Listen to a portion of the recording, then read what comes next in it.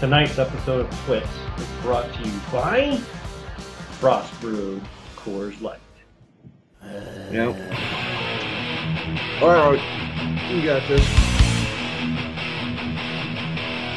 Got the rotator cuff.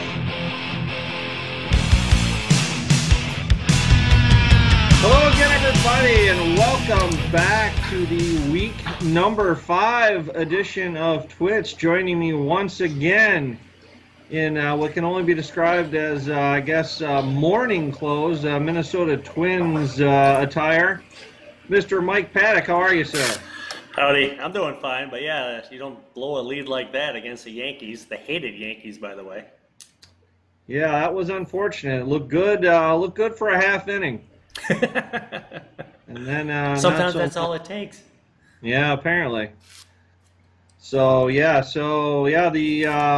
the leaves are turning up here. The calendar's officially flipped to football now, and also hockey, Mike.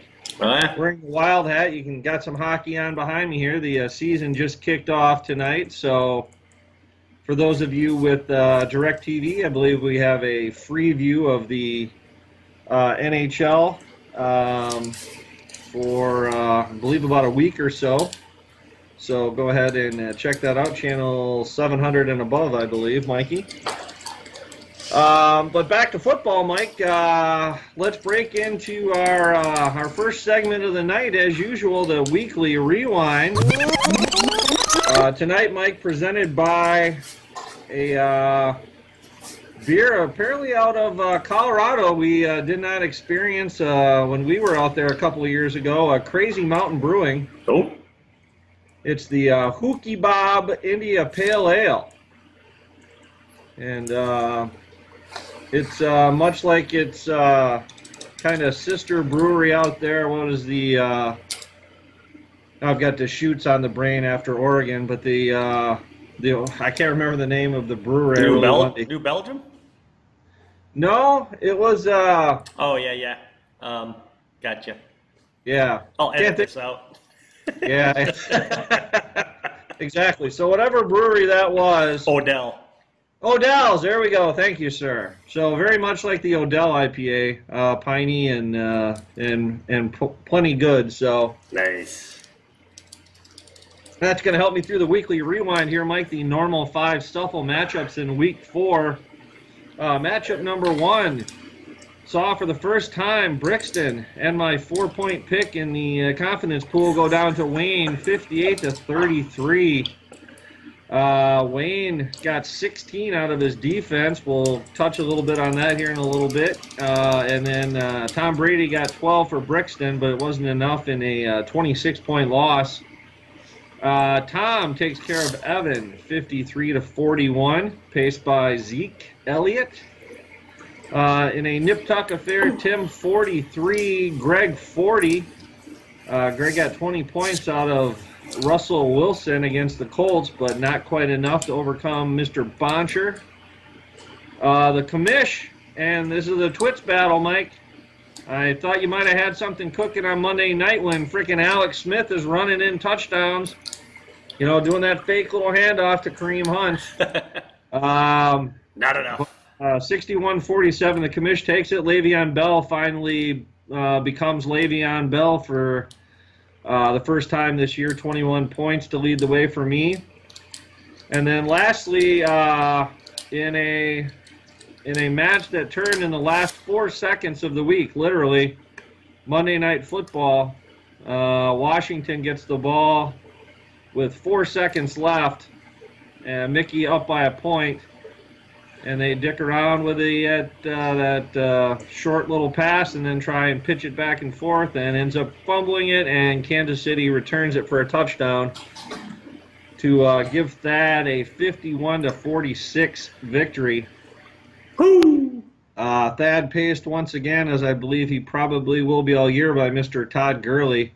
Continues his rampage this year with 16 points, and Mick got 11 out of the Houston D. So that's the weekly rewind for Twits, or for SFFL week number 5.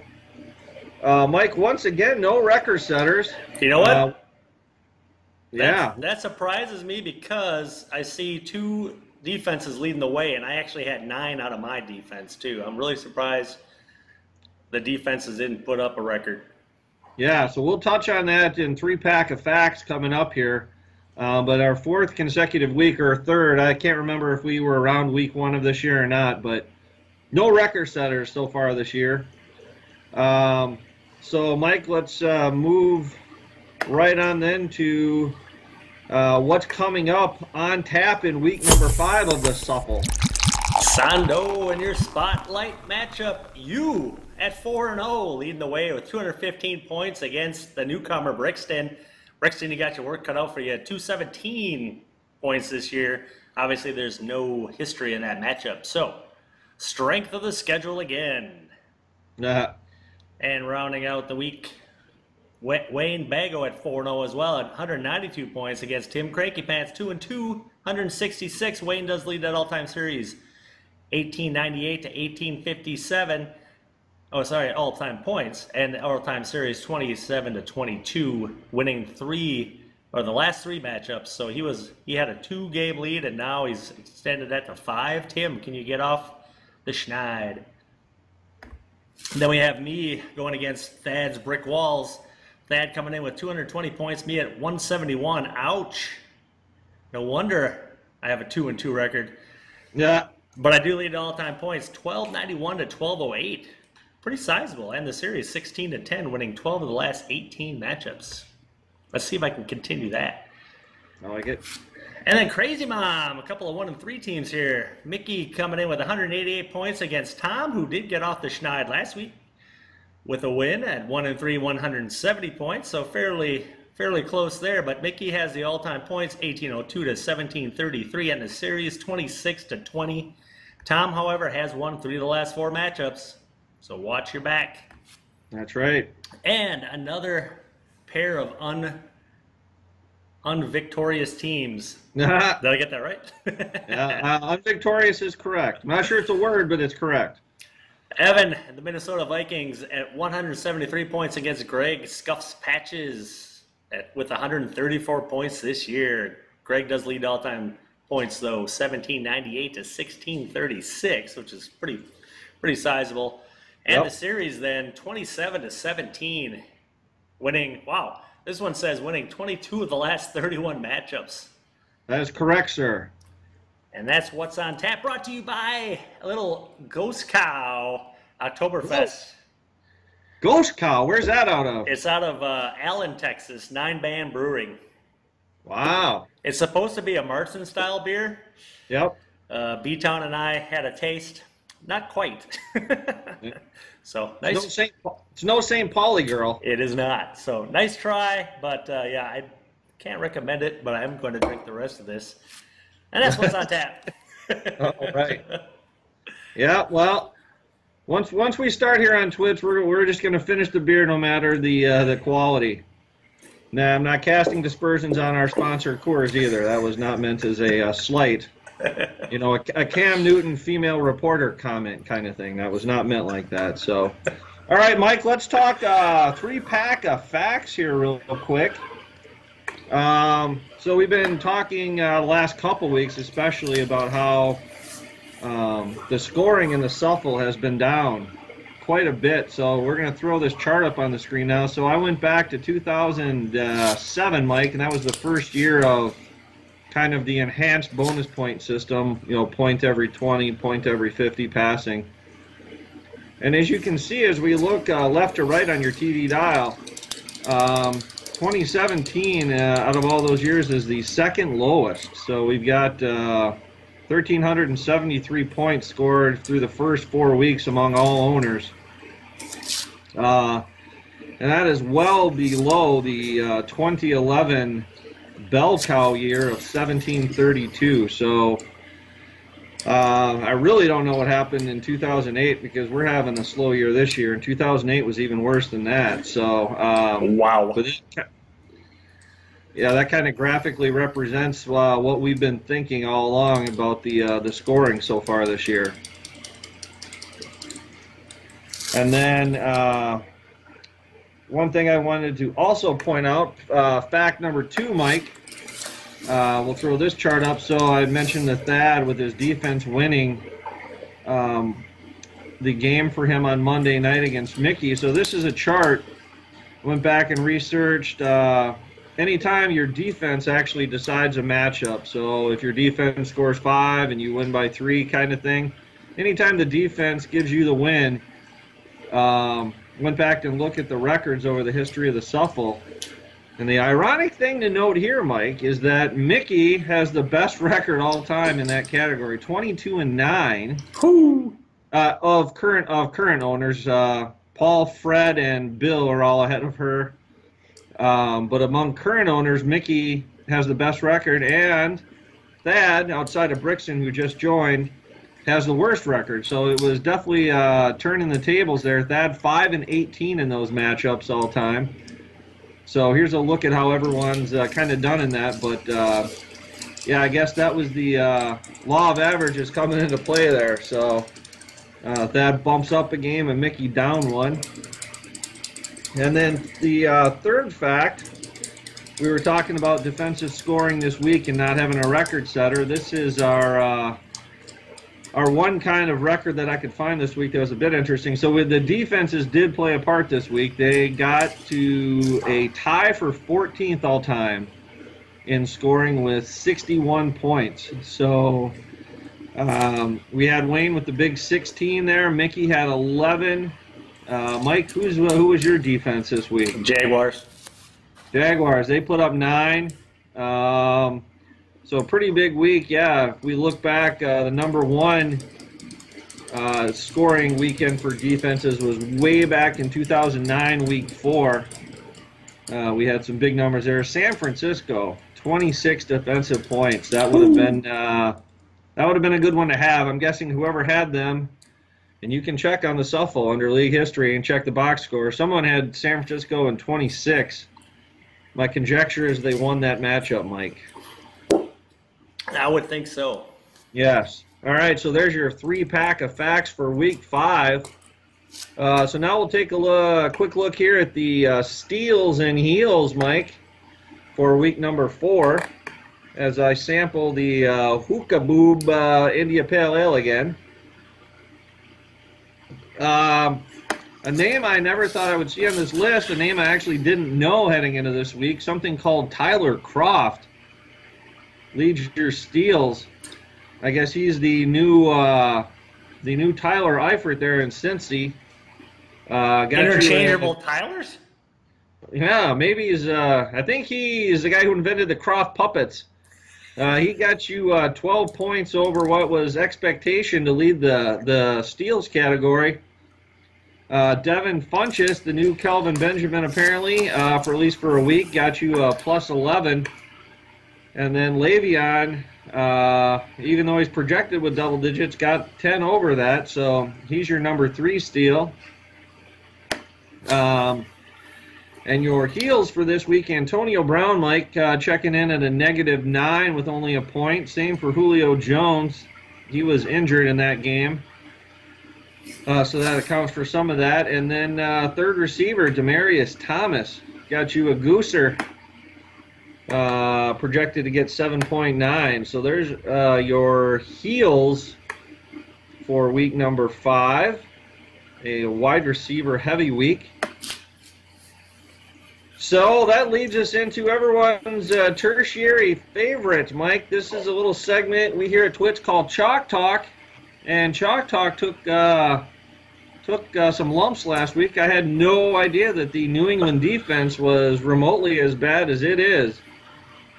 But they let the Carolina Panthers walk into Foxborough and actually beat Tom Brady and the Patriots. So needless to say, the dog winning is not good for Chalk Talk. Moves me to 1-1 on the year, Mike. But I think I can get back on track here this week, Mike. We've got an NFC battle. The Cardinals traveling all the way to the East Coast to take on the Eagles at Lincoln Financial.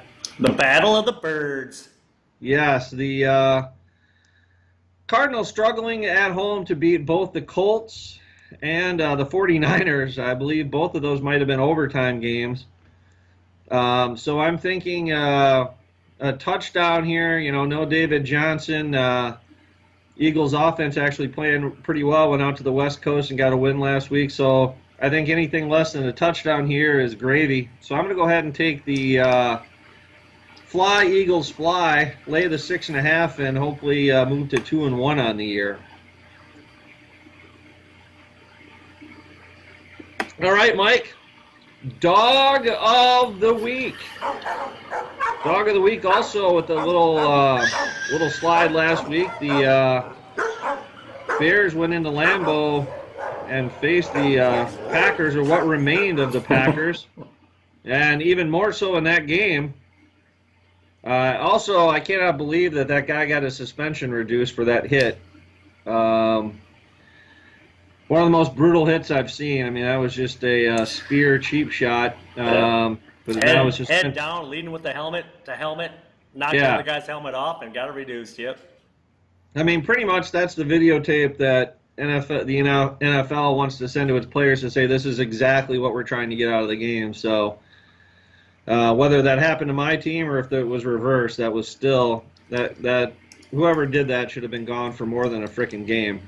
That doesn't send a very good message. The message is, yeah, if you do this, you're only out for a week, and I don't think that's going to deter anyone. So, anywho, Chicago plus 7.5 misses by about 14. So, Mike, you're 1-1 also. What do you got for us this week? Sondo, your dog of the week for week 5. After taking a big dump on the lawn last week. Not my lawn, your lawn. We're looking at... What? We're looking at another road dog. The Buffalo Bills coming high off their win against Atlanta, playing a similar style offense that has not done very well this year in Cincinnati, and still getting 3.5 points. I can't pass that one up. I'm not going to double down like I did last week after making my my bet against the Pack, but take the Bills and the 3.5 at Cincy, and that's your dog of the week. All right.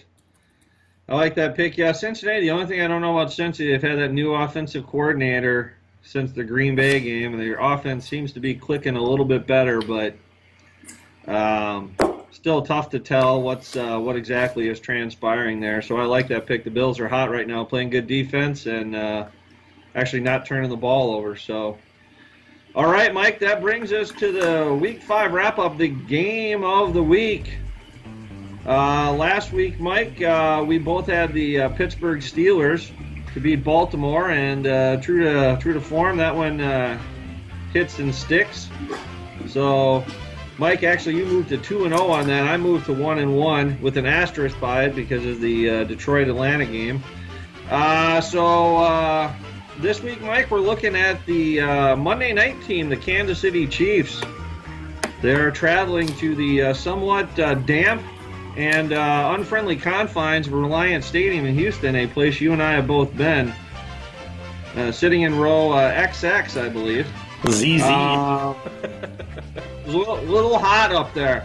The heat rises in that place if anyone ever goes there. And it's moist in Houston. Moist. So we got the Chiefs, and I believe you're undefeated Chiefs, right? I believe they are the only undefeated team at 4-0. Correct. And then they are going in to face that formidable Houston defense. Mike, who do you like in this one? Yeah, what a game to pick this week, Sondo. Is a tough call here. However, the running game and Alex Smith throwing the ball everywhere, I just cannot pass on the Chiefs against a rookie quarterback. Or is he a rookie? Whoever he is. I think they put the rookie in. And yeah, he's rookie from Clemson, yes. Yeah, so I think the magic of the Houston Texan dies this week under the forceful spear of the Kansas City Chiefs. I don't know. Hey. Well, Mike, I'm gonna like Separation Wednesday here, but I'm gonna go ahead and agree with you. As gambling guru Phil Steele and Tom Ewald, I believe, is the person who told me this little mantra. You know, always bet the streak, Mike. You know why? Because you can only lose once. And the Chiefs are 4-0, and I'm gonna keep riding that pony. They're love their defense. I think their defense is going to do some things to confuse the rookie. And like you said, it's ground and pound for that offense right now. They're moving people out of the way, and Alex Smith is arguably playing the, now that he's got Mr. Mahomes sitting behind him, looks like he's got a fire under his butt. He's playing really well. So, yeah, I think it's going to be close, but Houston not exactly immune to home losses, with their week one. I believe they got pounded by Jacksonville at home. Yep. So certainly not a if Jacksonville can do it situation, I think Kansas City can too. So I'm going to go ahead, Mike. You can look this up in the archives years from now, but I'm going to go ahead and say Kansas City. Mike, we're going to go 27. The Houston Texans 21. Ooh. Book it. All right, well, that will do the damage here for week 5 of TWITS. Mike, if you want to see this episode or any past episodes, you can go to our YouTube channel. Easy for you to say, or log into vh1classic.com. So until next week, week 6, we will wish everyone a good night, and we'll say adios, Mike. Adios.